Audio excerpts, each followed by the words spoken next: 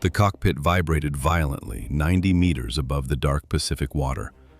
This heavy aircraft could not climb past 6,000 meters, yet it would soon permanently destroy Japanese coastal logistics at sea level. 31-year-old Lieutenant Colonel William Shomo stared through his illuminated crosshairs. A loaded wooden barge filled the glowing ring. It was October 15, 1943. He held the control stick steady against the constant nose-heavy pull of his Airacobra.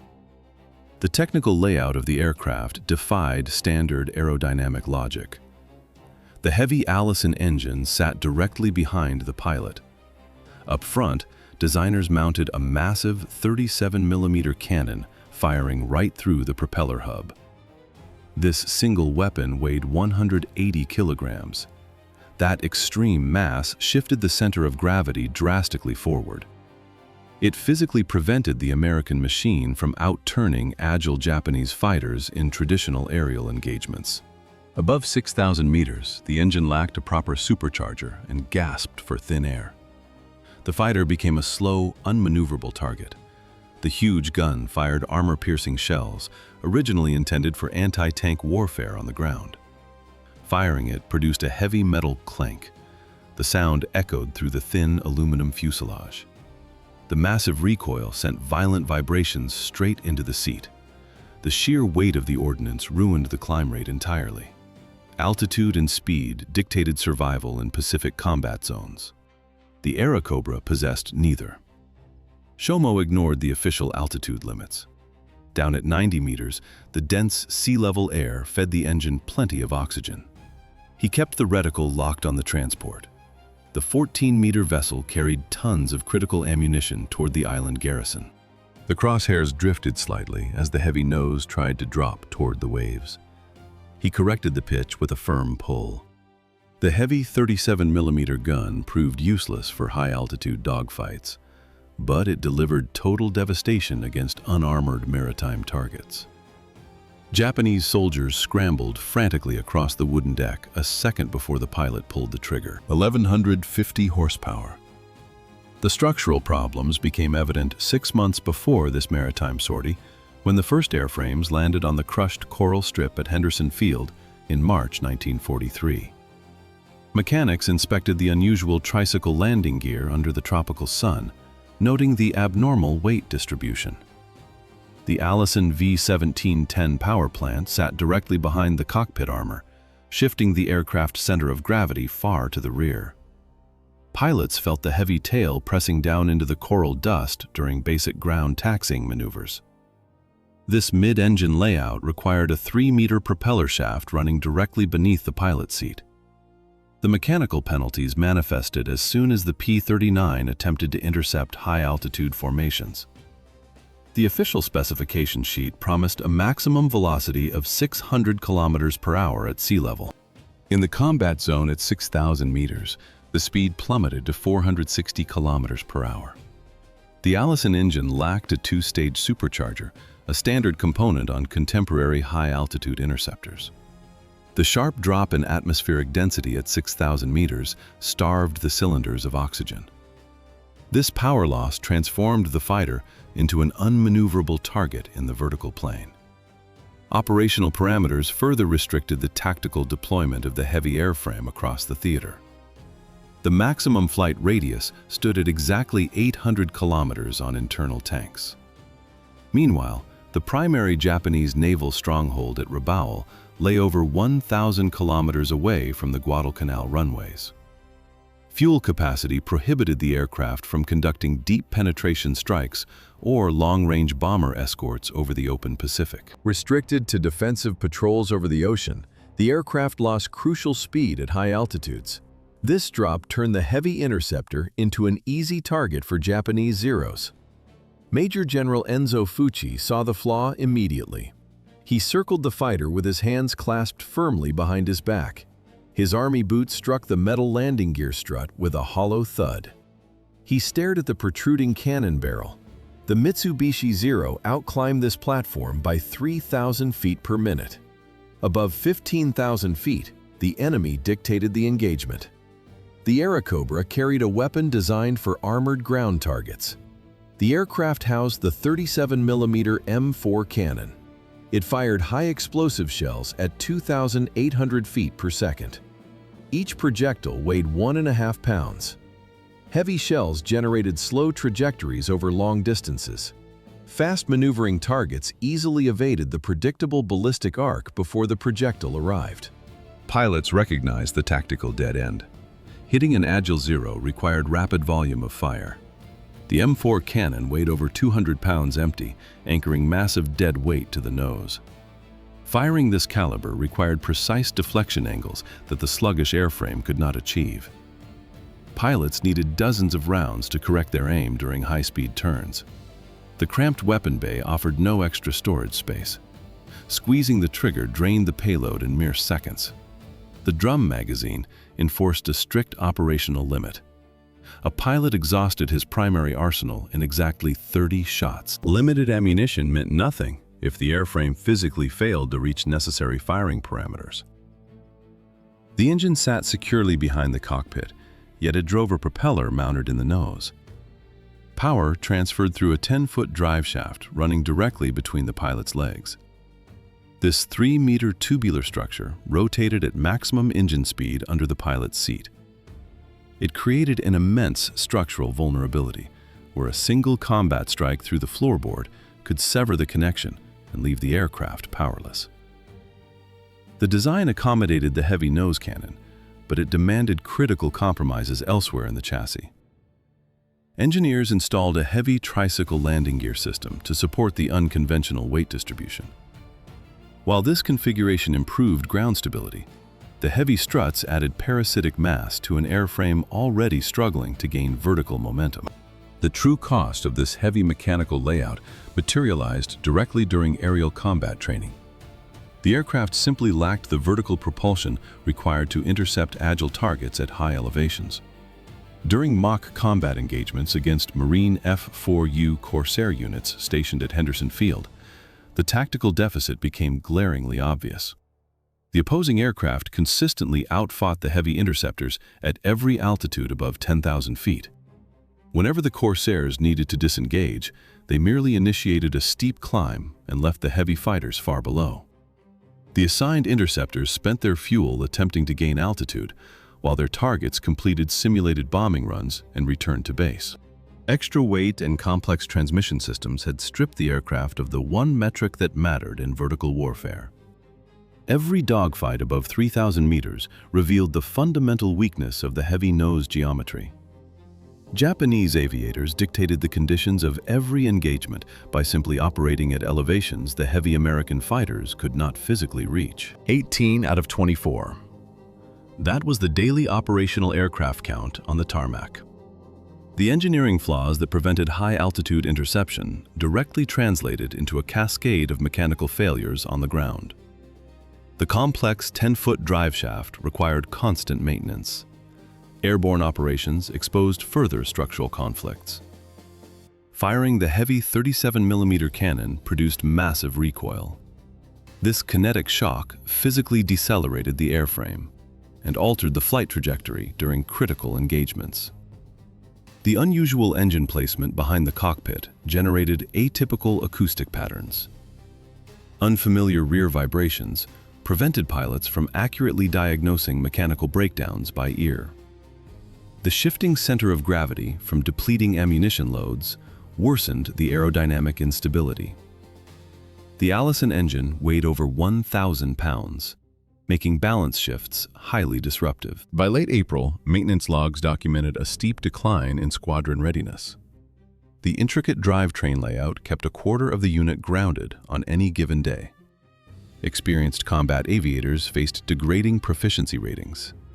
Mission success rates hit the lowest point in the entire fighter group. The heavy fighter actively neutralized American tactical advantages. This operational decay continued for another 2 weeks. On the morning of May 12, 1943, intelligence officers handed the squadron a new reconnaissance summary. While the squadron bled readiness on the tarmac, Japanese logistics operated at sea level untouched. Heavy bombers dropped tons of explosives, but the wooden barges kept sailing. Intelligence tracked these vessels moving through the strait between Guadalcanal and New Georgia. They measured 18 to 24 meters in length. The tactics relied on simple stealth. The supply runs moved exclusively at night, hugging the coastlines. A 20-meter wooden hull creeping along the dark shore possessed no radar signature. It remained invisible to high-altitude sites. Strategic bombing runs wasted ordnance on empty water. Dauntless dive bombers could strike isolated targets, but they fell prey to interceptors and lacked fuel to hunt convoys. Mitchell medium bombers executed skip bombing profiles with better results. However, deploying twin-engine assets against unarmored timber drained critical resources. Sinking a single shallow draft vessel often demanded 3 heavy bombers. The night convoys required a tool capable of flying low and striking hard, replacing the wasteful bomber strikes. Shomo stood before the tactical wall map inside the Port Moresby headquarters. Red pins clustered heavily around Rabaul, marking the successful enemy supply routes. General George Kenney pointed to the visual evidence of the logistics failure. Between 20 and 30 Japanese vessels moved personnel and supplies through these channels every night. Standard fighters lacked firepower. Kenney assigned the P-39 Airacobra a completely new operational profile. The tactical doctrine shifted from high-altitude interception to coastal hugging. The aircraft descended from the thin upper atmosphere into the thick, humid air 150 meters above the ocean waves. Pilots operated in an environment where aerodynamic penalties ceased to matter. The heavy airframe stabilized.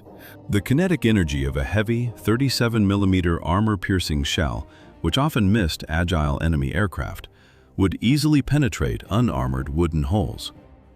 The Airacobra's engineering flaws transformed into specialized tactical advantages. Fighter pilots received instructions to discard standard high-speed dogfighting manuals and adopt slow, deliberate firing passes. The massive nose-mounted 37mm weapon became a precise aerial sniper rifle against individual wooden targets. Headquarters officially approved the new ultra-low altitude mission profile, 37mm of caliber against tropical wood. Calculations proved the M4 cannon, built to crack German armor, could easily splinter these specific hulls. It seemed overpowered for the task, but that excess kinetic energy guaranteed a vessel would sink in minutes instead of taking surface damage. Navy intelligence documented the target mechanics. Japanese supply barges utilized thick tropical hardwood. 15 to 30 personnel sat inside alongside the cargo. Steel plates shielded the engine compartment and the steering station. A heavy machine gun provided defensive fire. Standard .50 caliber rounds only poked small holes. Enemy crews simply beached the damaged vessels and salvaged the supplies. The heavy weapon changed the ballistic math. Its muzzle energy reached 140 kilojoules. High explosive ammunition struck from beyond 914 meters. A single shell blasted structural gaps wide enough to flood the hull instantly. Armor-piercing rounds punched straight through the steel-reinforced engine zones. 4 fighters dropped to wavetop level over the dense New Georgia jungles. The destructive potential of those armor-piercing rounds faced a practical test on May 16th. At 1600 hours, the strike element launched from Henderson Field. Cruising at 152 meters, the airframes pushed 482 kilometers per hour. Low-altitude navigation at this velocity exposed severe operational limitations. Intense solar glare reflected violently off the foaming white surf. This optical interference blinded the air crews and masked critical coastal terrain. Islands and reefs merged into an indistinguishable green blur. The Solomon Archipelago contained dozens of highly magnetic volcanic peaks. These geological anomalies disrupted standard compass equipment across the entire formation. The pilots relied strictly on visual dead reckoning. They maintained their search trajectory until a pilot finally spotted the first enemy barge at exactly 17:45. Lieutenant CS threw his fighter into a sharp combat turn right above the wave crests. At 17:45, he isolated a lone vessel exactly 3.2 kilometers off the coastline. A single 37mm high-explosive shell tore through the dark green camouflage. The internal cargo detonated on impact. Secondary blasts ripped the standard Daihatsu-class landing craft apart. It usually carried 12 tons of frontline supplies. Now it was just splintered wood. One strike destroyed everything. Achieving that hit required threading a dense needle of enemy fire. At an altitude of 60 meters, CS leveled his attack approach. The Japanese barge crew opened up with a 25mm anti-aircraft cannon mounted amidships. This weapon pumped out 260 rounds per minute. Tracers arced directly toward the cockpit. The pilot forced his aircraft through violent left and right evasive maneuvers just above the ocean surface. One mistake meant death. At a measured distance of 731 meters, CS squeezed the cannon trigger. The first 37mm projectile fell 45 meters short. A towering geyser of white foam erupted from the sea. The second round slammed directly into the wooden hull just forward of the steering station. The dull crack of shattering tropical timber echoed distinctly beneath the roaring engine. The kinetic energy transfer ignited the onboard ammunition reserves. Total structural failure followed. 30 seconds until total submersion. The rapid sinking proved that a single 37mm shell achieved what previously demanded multiple passes from dive bombers, dropping heavy ordnance. The fatal high-altitude engine deficiency of the airframe transformed into a clear tactical advantage directly over the ocean. Before this strike, destroying maritime targets required dropping 1,000-pound bombs from Douglas aircraft. The heavy cannon offered an alternative to conventional bombing. General Kenny reviewed the damage reports originating from this isolated, low-level sortie. Within 48 hours, Command authorized expanded coastal operations based on the recorded strike data. Squadrons received assigned patrol sectors tailored to the low-altitude capabilities of the fighters.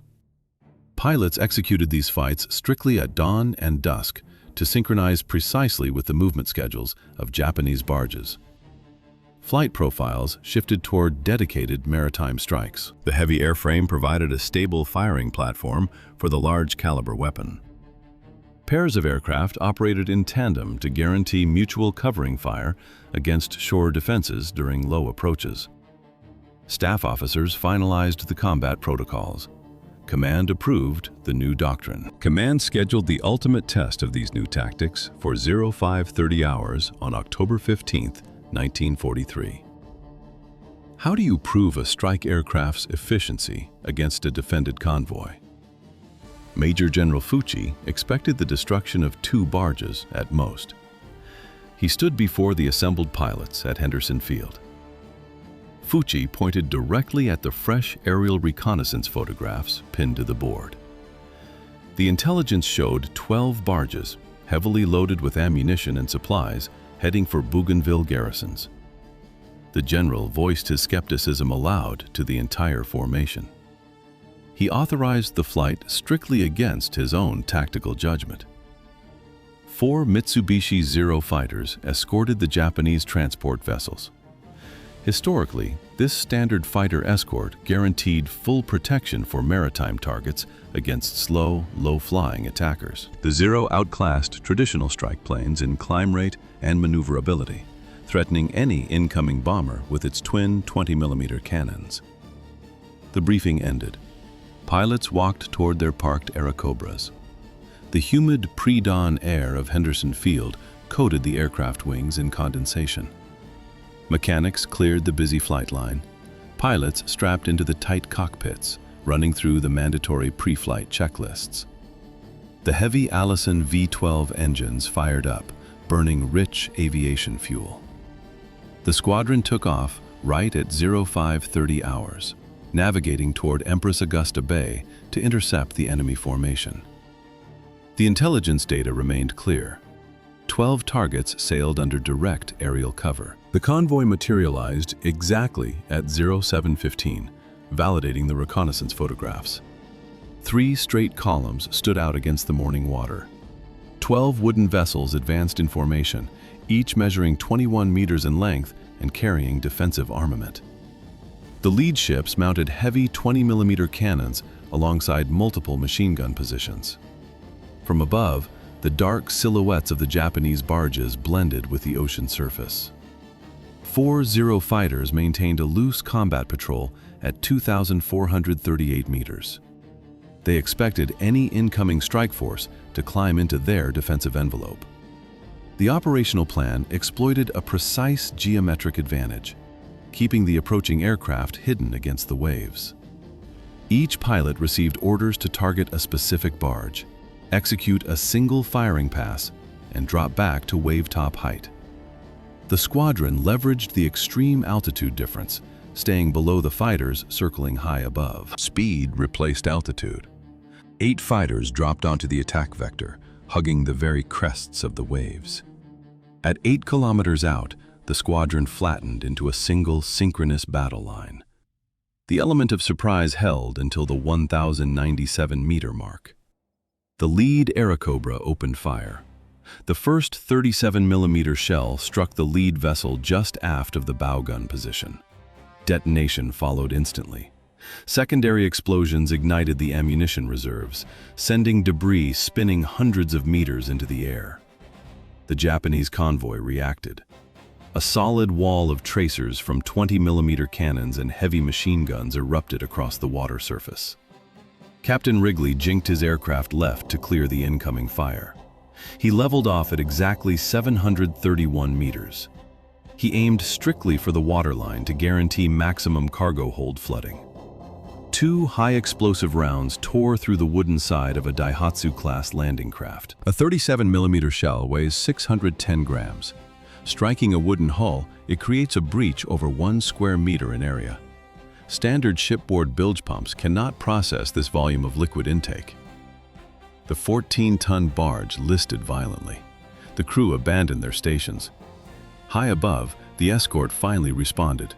4 Mitsubishi Zeros rolled inverted and committed to steep dives from 2,438 meters. They expected to catch the American attackers climbing away. Instead, the Airacobras stayed flat on the deck. At sea level, the Allison engines pushed the heavy fighters near 600 kilometers per hour. The Zeros simply ran out of altitude. Water swallowed the shattered hulls. 6 vessels destroyed in a single pass. The destruction of the escort screen left the defending fighters in a fatal tactical trap. Intercepting the American aircraft required diving directly through the concentrated anti-aircraft fire of their own surviving ships. 548 meters. This was the exact distance to the twin 20mm anti-aircraft barrels of the primary barge. Lieutenant Yamamoto led the combat air patrol downward, attempting a desperate interception just above the wave tops. At sea level, the dense atmospheric pressure allowed the American liquid-cooled engine to generate 1,200 horsepower of continuous output. This mechanical performance effectively nullified the inherent maneuverability advantage of the lightweight Japanese airframes. Instead of entering a turning engagement, the pilot simply leveled the nose and accelerated away from the trailing interceptors. Shomo initiated a second attack run against the heavy transport barge mounting the paired anti-aircraft guns. The central placement of the main cannon provided a stable firing platform, allowing him to establish an exact ballistic trajectory through the incoming defensive fire. He triggered 3 37mm rounds in rapid succession while closing the firing distance to the target. The initial high-explosive shell missed the wooden hull, sending a massive column of displaced saltwater into the air.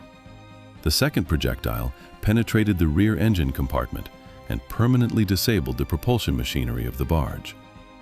The third round slammed directly into the main cargo hold, among stacked wooden ammunition boxes and reserve fuel supplies. A vertical pillar of fire and vaporized steel consumed the entire aft section of the transport. Secondary detonations began ripping through the broken hull, scattering burning tracers across the ocean surface in all directions. By 0800 hours, the psychological impact of this overwhelming kinetic devastation broke the remaining naval cohesion.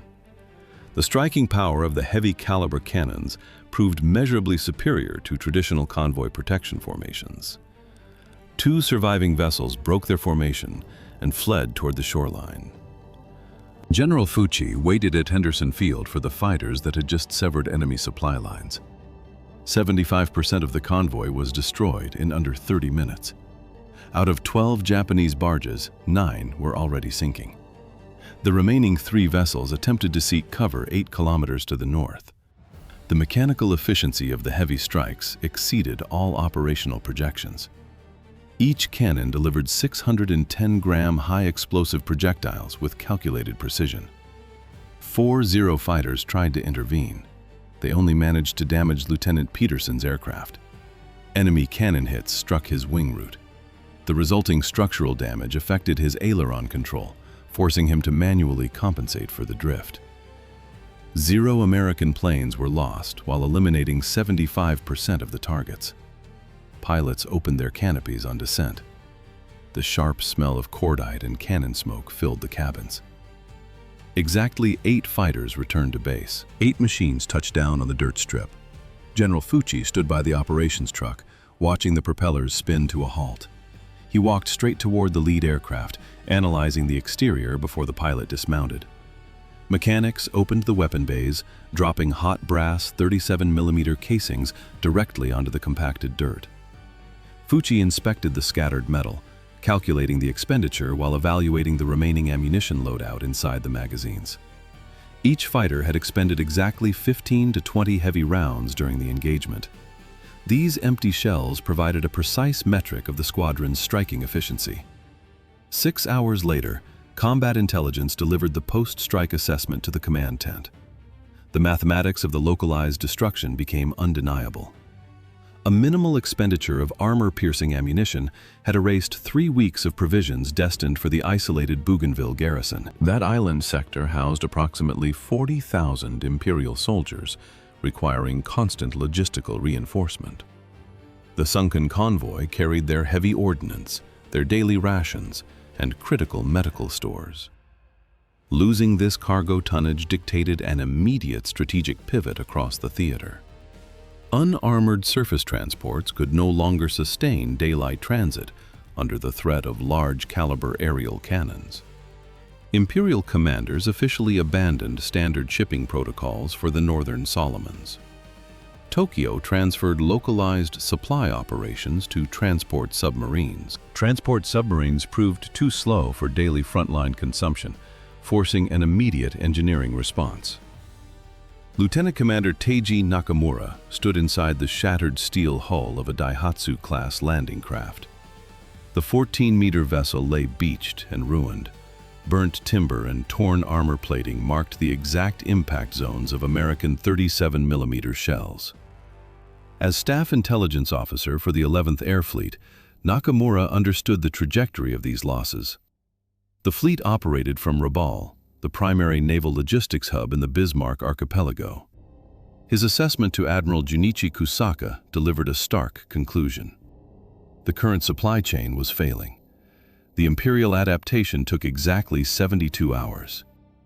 Reconnaissance aircraft soon recorded a total alteration in transit schedules. Japanese commanders halted all daylight maritime movement. Barges shifted entirely to nocturnal runs. They navigated coastal waters only during the darkest hours before dawn. When the sun rose, specialized engineering units altered the visible coastline. Crews stretched heavy canvas camouflage netting across the moored transport vessels. They pinned the mesh directly to the shoreline.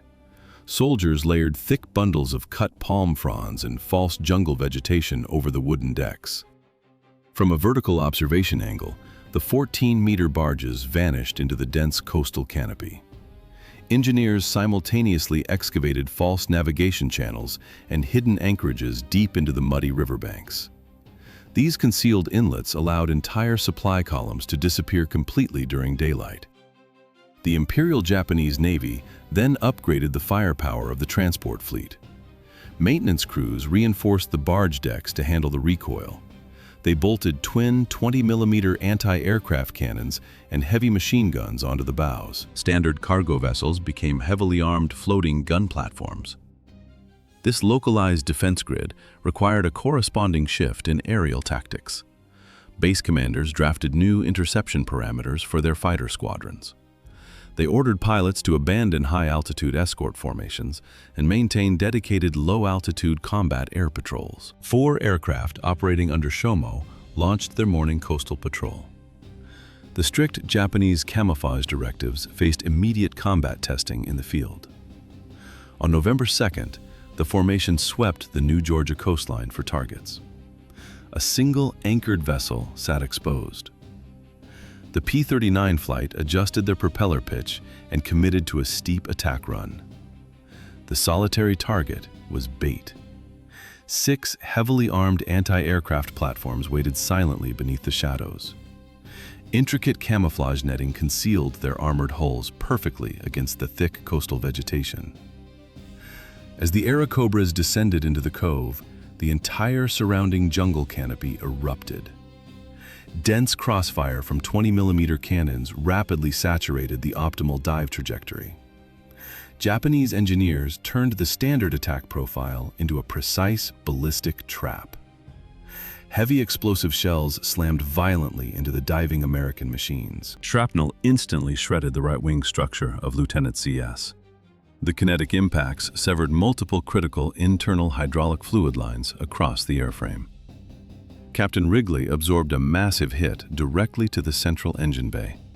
The Allison V-1710 power plant demanded a continuous and closed liquid cooling loop. Radiator damage guaranteed engine failure. A high-explosive round completely shattered Wrigley's pressurized coolant network right in the middle of his dive. Plumes of thick white vapor streamed wildly from his severely crippled fighter plane. He wrestled the rapidly overheating airframe back toward the distant Henderson Field. Japanese planners quickly scaled these localized ambushes into theater-wide interception tactics. Flammable decoys triggered spectacular secondary explosions. These massive fireballs systematically concealed the actual supply barges anchored nearby under dense artificial foliage. The American hunters became the hunted inside this highly coordinated ballistic envelope. The squadron recorded exactly 1 confirmed kill against 7 distinct targets. 80 Japanese fighters weave a complex cross pattern across the morning sky, establishing a layered defensive umbrella over the water.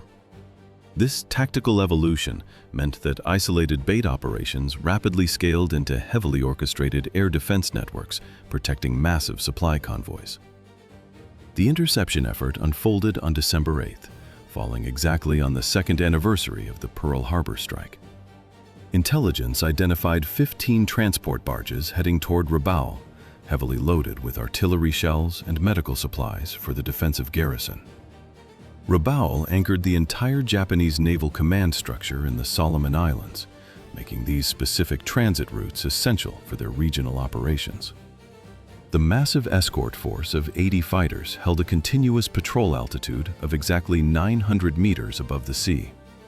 Maintaining this specific height gave the Japanese interceptors a distinct kinetic energy advantage over the approaching American aircraft. This superior speed at a critical elevation allowed the defending escorts to strictly dictate the angle of any potential engagement.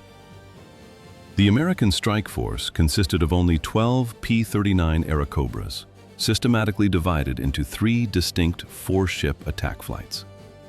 Major Shomo pushed his lead aircraft into a steep, accelerating dive toward the forward section of the naval convoy. A dense, unbroken wall of glowing tracer ammunition immediately erupted just above the water's surface, filling the lower airspace with overlapping fields of fire. He leveled out straight through the concentrated crossfire. The pilot fired 4 37mm high-explosive shells directly from the central nose cannon into the target area. The initial strafing run resulted in the confirmed destruction of 2 transport barges. That initial success instantly collided with a solid wall of anti-aircraft fire. Lieutenant Barnes took a direct hit. A 40mm high-explosive shell detonated directly inside his cockpit. Such an impact guaranteed the immediate, catastrophic failure of the fighter's structural integrity. The airframe disintegrated in midair. The density of the Japanese defensive grid overwhelmed the attacking squadron. Multiple weapon calibers created an overlapping crossfire zone above the water. Lieutenant C.S. Cow flew into a concentrated stream of 20mm projectiles. Shrapnel shredded his central cannon and severed his primary flight control linkages. He wrestled the crippled machine away from the combat sector. Cow crash-landed on an isolated reef 64 kilometers to the southeast. The remaining pilots pressed the assault against the primary transport group. Lieutenant Peterson absorbed severe engine damage during his strafing run. His coolant lines ruptured. The engine seized completely. He ditched his fighter into the ocean just 3 meters from the enemy convoy. The coordinated attack ultimately destroyed 7 Japanese barges, but the coastal defense relied on more than just the main convoy escorts. Captain Wrigley's flight encountered an advanced tactical formation. 6 additional vessels remained perfectly still near the shoreline. These ambush barges waited with their engines completely shut down. Their gun crews tracked the approaching American fighters in silence. A Japanese patrol boat secured the water landing site and captured Lieutenant Peterson. 7 destroyed enemy barges cost the American squadron 3 lost fighters. 2 pilots were killed, and 1 was taken prisoner. The post-action report quantified a severe shift in engagement parameters. Japanese anti-aircraft crews adjusted their firing patterns. They established precise ambush zones. Barge operators demonstrated calculated coordination, waiting to maximize crossfire density. Enemy fighter detachments concurrently exploited the P-39's aerodynamic vulnerabilities at low altitudes. They forced American pilots into unfavorable flight envelopes where the Airacobra lost its energy advantage. The operational environment had changed. The easy victories were gone. Lieutenant General George Kenney reviewed the combat data with intense scrutiny. The P-39 squadrons had executed their interdiction role with high effectiveness. Their operational metrics were undeniable. Over 4 months, American fighter units eliminated 300 enemy vessels across the northern Solomons. 300 sunken ships meant thousands of tons of undelivered ammunition and medical supplies for the isolated garrisons. A standard Japanese Daihatsu-class landing craft carried up to 12 tons of cargo per trip. This made the loss rate catastrophic for their forward bases. The destruction systematically dismantled the enemy logistics network. By March 1944, the combat equation shifted. Japanese forces implemented defensive counterattacks with strict discipline. They converted a one-sided logistical slaughter into a high-cost attrition scenario. The Airacobra now faced dense, overlapping fields of 20mm and 40mm shell trajectories. Losses mounted fast.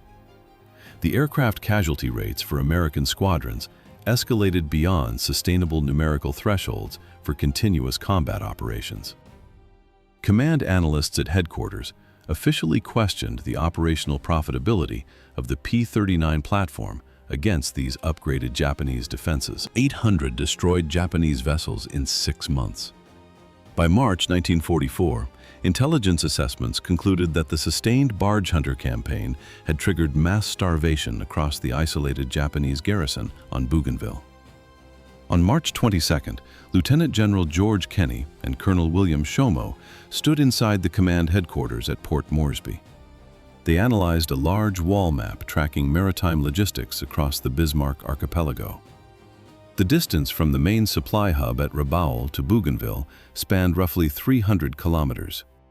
Red pins indicated successful enemy transport runs. Black pins marked vessels eliminated by American fighter sweeps. The men pushed new metal pins into the thick paper of the chart. The sharp, metallic puncturing sound filled the room as the visual data shifted. Red markers dominated the early autumn months. Dense black pins obscured the transport routes from October onward. 11 lost aircraft against 800 destroyed supply vessels. The statistical ratio of the blockade demonstrated a stark material disparity. During the 5-month interdiction campaign, the American squadrons sacrificed 7 pilots and 11 fighters to sever the primary supply network. The scale of this localized destruction altered the broader strategic balance. Fighter sweeps eliminated 800 shallow draft vessels in half a year. For context, the entire Japanese global merchant fleet lost approximately 2,300 ships throughout the entirety of 1944. Without regular maritime deliveries, approximately 65,000 Japanese soldiers stationed on Bougainville consumed their remaining rations and faced clinical malnutrition. The fighter squadrons neutralized an operational theater without requiring an amphibious ground assault. The visual evidence of this logistics collapse remained pinned to the headquarters wall. The map turned black. The destruction of 800 supply vessels forced a fundamental bureaucratic pivot. Commanders who previously condemned the P-39 platform now officially requested its retention on the front line. On April 5, 1944, Major General Fuchi signed a classified memorandum. The document formalized a shift in aerial doctrine. The fighter failed high-altitude interception tests, but it dismantled coastal transport networks. The memorandum secured Airacobra squadrons for specialized ground attack operations. Headquarters ordered structural modifications to counter improving defensive fire. Japanese records recovered at Rabaul in 1945 confirmed the exact same logistical collapse. Lieutenant Commander Nakamura drafted a final intelligence assessment in February 1944. Daylight surface resupply operations had ceased. American 37mm cannons shattered the transport fleet. Night runs proved entirely inadequate to sustain troop concentrations. This forced a transition to transport submarines. A standard Daihatsu-class barge carried 10 to 12 tons of cargo. Submarines could transport less than 1% of that volume per trip. Starvation became a predictable metric. Japanese command ordered the abandonment of advanced forward positions. The abandonment of forward positions finalized the blockade of the Bougainville garrison. Japanese military doctors in field units operated on fully conscious soldiers. Surgeons in field hospitals performed amputations without any anesthesia. The metallic clank of surgical instruments echoed through the dense canopy of the jungle. The fleet's refusal to supply these bases transformed tactical isolation into a medical catastrophe. This physical deterioration stemmed from a specific aerial capability. The 37mm cannon mounted on the Airacobra accomplished what high-altitude bombing could not.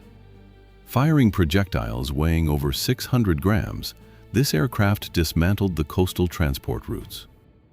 During a 1948 interview with Air Force historians, Captain Shomo detailed how targeted strikes eliminated the logistical chain. Without barge traffic delivering cargo, infantry formations failed to sustain defensive operations. The metric of combat readiness shifted to counting the bullets remaining in storage. Ammunition expenditure fell by 70%. The 70% drop in Japanese ammunition expenditure forced engineers at Wright Field to rethink the P-39's aerodynamics. 9,584 P-39 fighters rolled off the Bell aircraft assembly lines. In 1945, technicians spread the blueprints across testing tables. They isolated the rear engine placement. They measured the impact of the heavy cannon. A rear-mounted engine ruined maneuverability at high altitude. It provided perfect weight distribution near the ground. The physics dictated a specialized role. Dense atmospheric layers near the surface stabilized the airframe. The rear engine balanced the nose weight. Pilots felt the heavy vibration of the 37mm cannon shaking the entire fuselage. This recoil provided a mechanical advantage. It became an aerodynamic brake. The aircraft slowed down automatically during steep dives against surface targets. Production numbers reflected this shift in tactical understanding. Bell Aircraft manufactured 9,584 units. This output doubled the entire combat aircraft inventory of the French Air Force before World War II. Initially, squadrons received the fighter for high-altitude interception. Pilots reported immediate dissatisfaction. Early combat records showed structural limitations. Combat experience redefined the machine. The apparent design flaws matched low-level operations. Deployment patterns shifted to match the aircraft's true aerodynamic profile. By 1944, the distribution strategy changed. New deliveries went exclusively to ground attack units. While United States units shifted exclusively to ground attack, Captain Alexander Pushkin utilized the heavy fighter for low-altitude air defense. American generals rejected the Airacobra for aerial combat. Soviet pilots turned it into their primary weapon. Eastern Front aerial engagements occurred mostly below 3,000 meters. The rear engine placement allowed him to track targets near the terrain. He scored multiple victories. Under the Lend-Lease program, the United States delivered 4,746 airframes to the Soviet Union. This meant almost half of total production went east. Alexander Pushkin shot down German planes at altitudes that American doctrine considered unsuitable for combat. Pacific Fleet veteran William Shomo stands before historians at a 1952 reunion. The tactical application of heavy airborne cannons at 15 meters above the surface did not disappear with the conclusion of the Second World War. The P-39 proved the mechanical value of a stable, low-altitude firing platform.